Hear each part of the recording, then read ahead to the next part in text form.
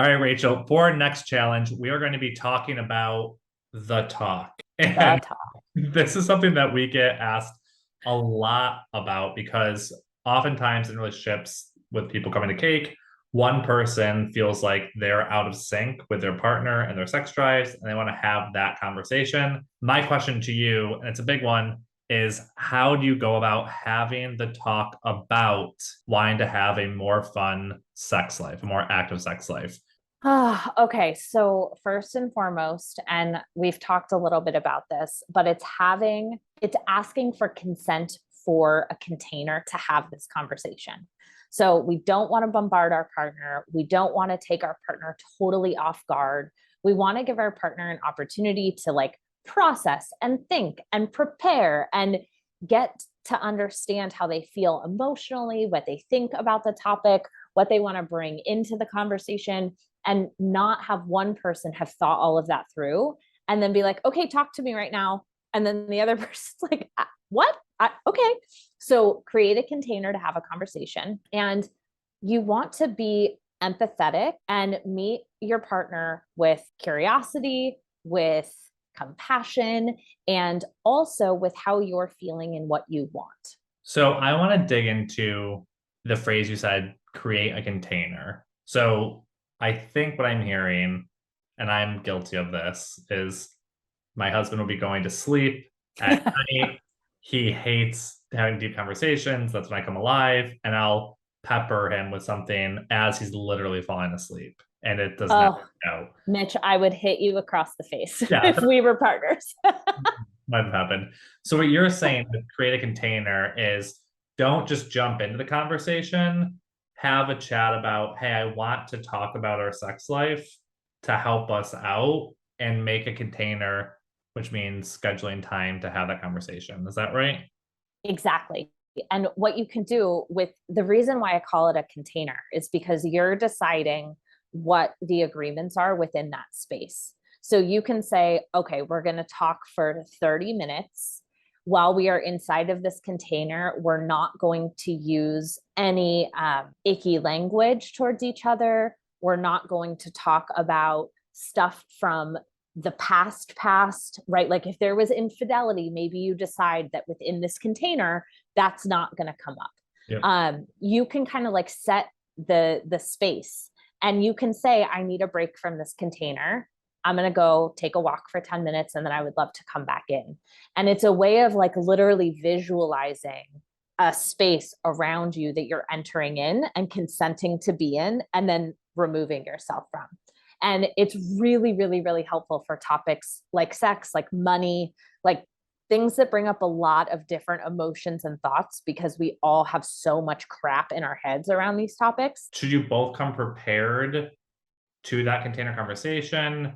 Should you just, Ideally, okay. and that can be part of that initial ask, right? Hey, I would love to talk to you about our sex life. This brand cake is doing this challenge called More Fun Sex. And I know that we've been wanting to have more fun sexually. When would be a good time to do that? And then the person responds, you set the time, and you can say, okay, why don't we each think about how we have felt about our sex life, kind of assess our current libido and like what's going on for us individually, and bring any questions that we have for each other. What do you think? So once you Yeah. understand where you're coming from, do you want to set an agenda? Should there be action items coming out of that meeting? Is it just a conversation to start it? What do you think? Well, in this case, the action items may be let's pick our challenges, right? And let's look through this information. Do you want to do this together? Yeah. Like that could be the action items. For somebody who's maybe not ready to dive in yet, it could be okay, I want to do this challenge and I would love for you to let me know when you want to join me because I really want to do it with you. Love that idea because then it's not pressure. It's never pressure. Yes. It's, I want to do this for us. Let me know when you want to meet me here and we can do it together and it will be fun. Yes. And what I love about the way that we've set this challenge up is that whether you have a libido where you want to have sex 4 times a day or you want to have sex 4 times a month, Yep. you can still do this. Like you can still participate in the challenge no matter what your preferred frequency is. Like this isn't just for people who have a super high libido. This is for everyone. I work with couples primarily. Like the majority of my clients are couples. And I have not met more than like 5 couples in my entire time as a therapist, which is now over thousands of couples that I've worked with. I have not met more than like 5 that have matched libidos ever. Because it changes all the time, right? Our hormones, medication, the world, stress, like so many things affect our libido. And so it's like almost impossible to be on the same page with somebody else all the time. And so the key is, how do you figure that out? And how do you navigate the person who wants to have sex 4 times a day with the person who wants to have sex 4 times a month? And where do you meet in the middle? And how does that work?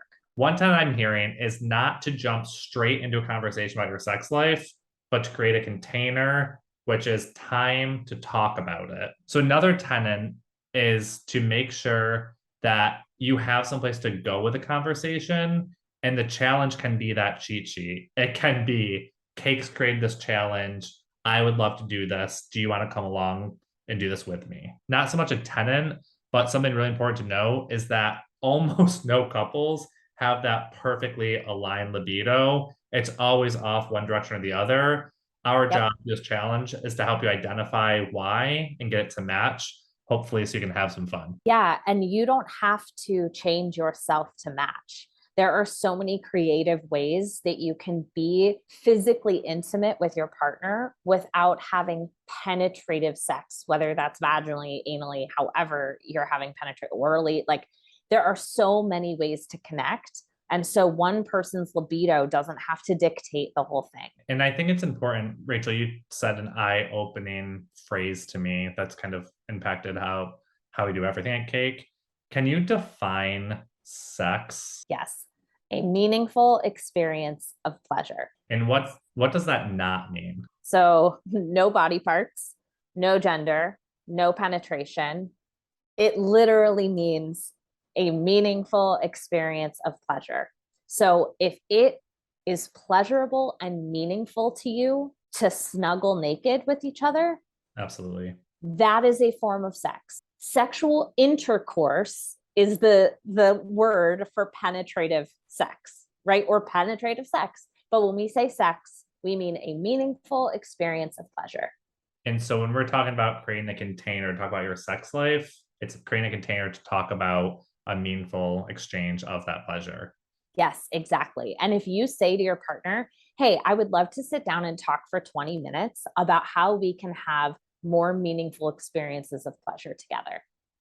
That's how much easier is that sound than like, hey, I want to talk about sex for 20 minutes. You down? Absolutely. I love that.